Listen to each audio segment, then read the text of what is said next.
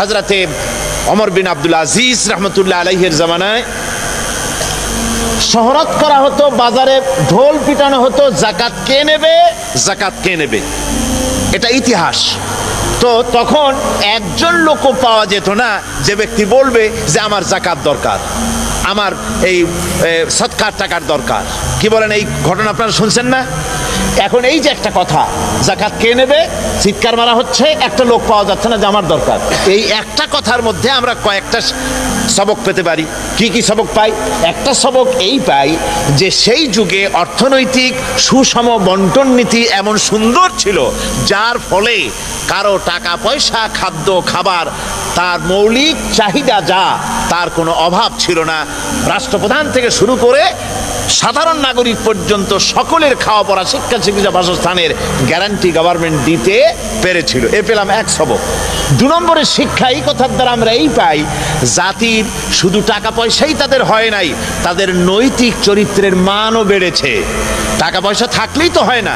এখন যদি বলা হয় যে আগামীকাল যার ঘর নাই, বাড়ি নাই, থাকার জায়গা নাই, অথবা যার চোখ কানা, তারে এইখানে কম্বল দেওয়া হবে সকালবেলায়।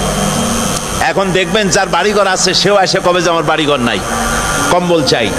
আবার যার চোখ আছে সেও এক চোখ বুঝে এসে কবে যে আমার এক চোখ কানা, কম্বল চাই। তো এই যে নৈতিক মান বাড়ে নাই, টাকা পয়সা হয়েছে, মান বাড়ে নাই। তা আমরা ও কথার দ্বারা এটাও শিক্ষা পাই যে সেই যুগের মানুষের নৈতিকতার মানও এমন বেড়েছিল, আছে অথচ প্রতারণা করে নিবে, এই স্বভাবও তাদের থেকে দূরীভূত হয়ে গিয়ে সত্যিকারের মুসলমান তারা হয়েছিল।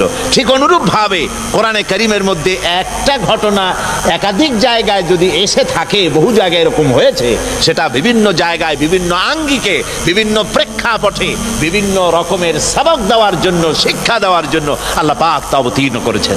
কোরআন যতই ছোট হোক না কেন, আয়াত তো 6666টি। এই বিশাল কোরআন মুখস্থ করা আপনি কি সহজ মনে করেন? কি বলেন, এটা কি সহজ? আল্লাহ রাব্বুল আলামিন কোরআনে কারীমকে মুখস্থ করার জন্য এমন সহজ করে দিয়েছেন মানুষের কাছে। ছোট ছেলেরাও মুখস্থ করে, বয়স বেড়ে যায় তারাও মুখস্থ করে। যারা মুখস্থ করলো, আমরা জানতে পেরেছি গোটা পৃথিবীতে কোরআনে কারীম যারা মুখস্থ করেছে পুরা হিসাব পাওয়া যায় নাই, তবে এমন হিসাব পাওয়া গেছে কোরআনে কারীম যারা মুখস্থ করেছে, যারা হাফেজ হয়েছে, হাফেজে কোরআনের সংখ্যা এখন 1 কোটি ছাড়াই গেছে। সুবহানাল্লাহ।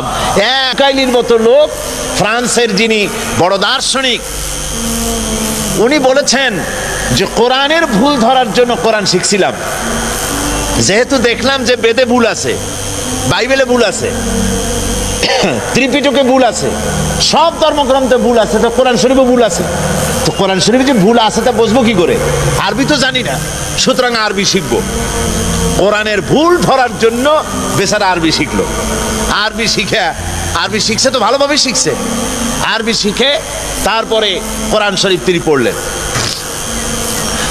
এখন ওনার মনের মধ্যে চিন্তা হলো, কোরআনে যে বর্তমান যুগের কোরআনে যে ভুল নাই, এ কথা বুঝবো কি করে?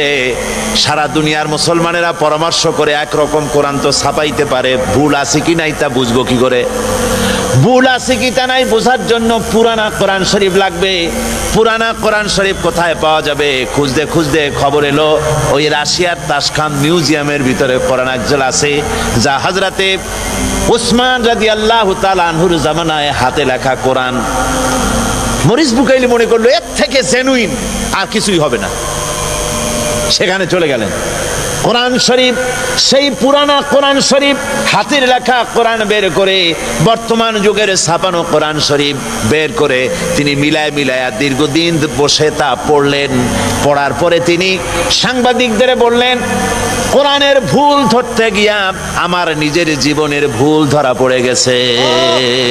আমি কোরআন শরীফ পড়ে দেখলাম তামাম কোরআনের ভিতরে হযরতে উসমান রাদিয়াল্লাহু তাআলা আনহুর জামানার হাতের লেখা কোরআন আর বর্তমান যুগের ছাপানো কোরআনের ভিতরে আয়াত দাড়ি কমা, আয়াত তো দূরের কথা, সূরা পারা তো দূরের কথা, একটা দাড়ি কমা, একটা ফুল স্টপের কোনো পরিবর্তন আমি দেখতে পাই নাই।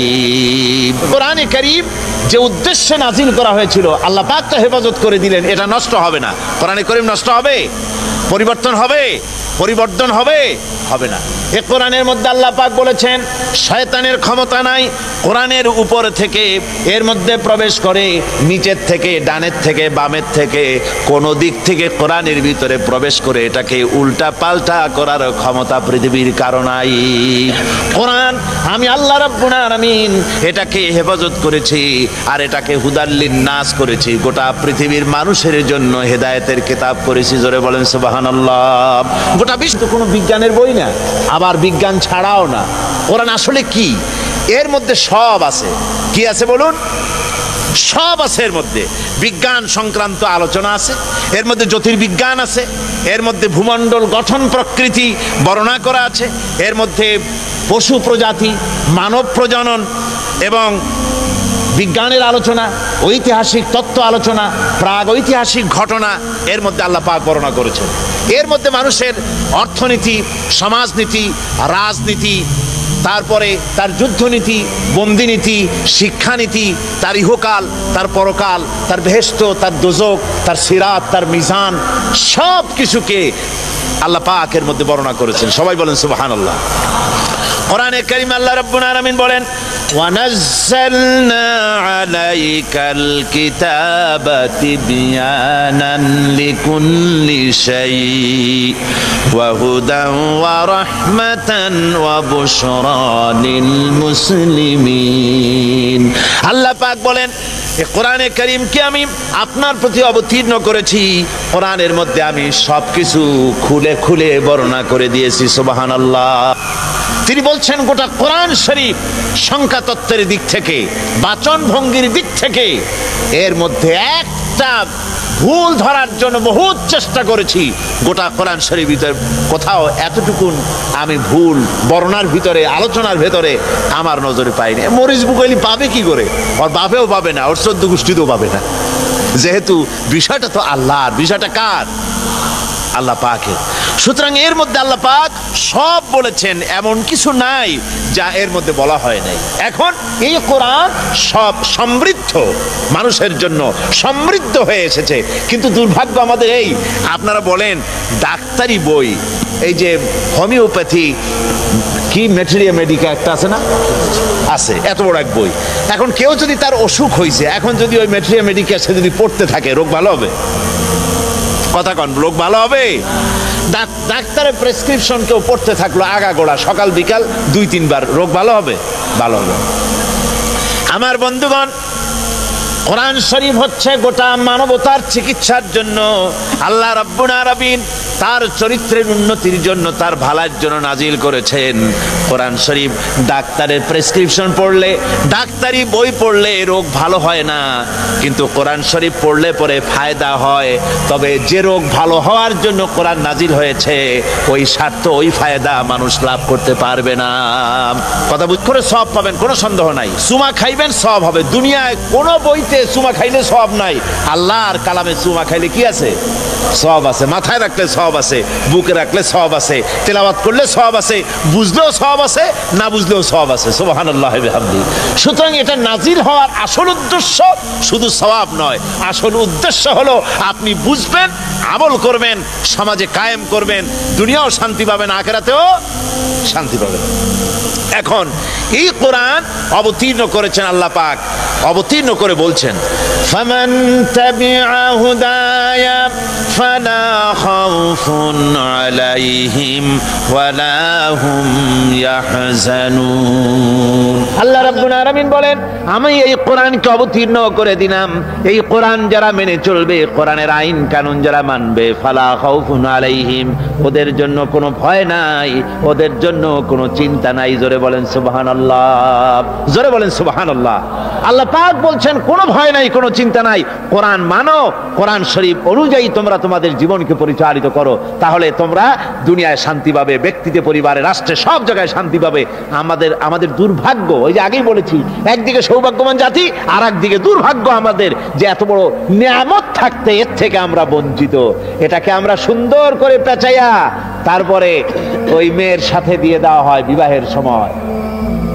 বিবাহের সময় মেয়ে বাড়িতে দিয়ে দেওয়া হয়, তা তো আগে দিত, এখন তাও বন্ধ হয়ে গেছে। এখন কোরআন শরীফও দেয় না। আগে অন্তত বিবাহের সময় মেয়ে দেখতে গিয়ে জিজ্ঞেস করতো যে কোরআন শরীফ পড়তে পারো কিনা মা, একটু কোরআন শরীফ পড়ো। শ্বশুরে জিজ্ঞেস করতো, শাশুড়িতে, হবু শ্বশুর, হবু শাশুড়ি, হবু বউকে জিজ্ঞেস করতো পুত্রবধূকে, কোরআন পড়তে জানো কিনা, সূরা ফাতিহাটা পড়ো তো। কি বলেন, এইগুলি জিজ্ঞেস করা হতো না আগে? এখন এই সব জিজ্ঞেস করে না। কোরআন জিজ্ঞেস করবে কখন? আগেই জিজ্ঞেস করে রবীন্দ্রনাথের সঙ্গীতের প্যানপ্যানানি সুর জানো কিনা, নাচতে পারো কিনা। এইগুলো হলো আগের জিজ্ঞাসা। নাউজুবিল্লাহি মিন যালিক।